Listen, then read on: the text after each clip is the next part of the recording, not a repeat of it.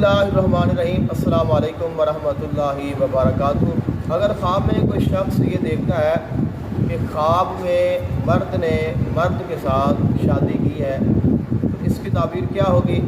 तो इस ख्वाब के मुतल्लिक़ ये भी हो सकता है कि सिर्फ़ उसने शादी की है या उसने उसके साथ जो नाजायज़ ताल्लुक़ है वो भी, यानी कि जो ताल्लुक़ होता है वो भी कायम किया है, जिसको हम ज़िना कहते हैं। तो अगर उसने ज़िना किया है तो ये बहुत ही बुरी बात है, नुकसान की अलामत है।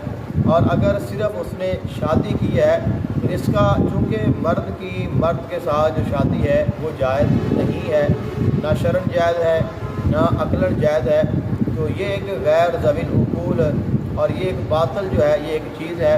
तो अगर इस तरह का किसी को ख्वाब आता है और वो इरादा कर रहा है कि मैंने उसके साथ शादी कर दूँ, या उसकी शादी हो रही है या उसकी शादी हो गई है, तो इसका मतलब ये है कि वो किसी ऐसे काम में मुब्तला है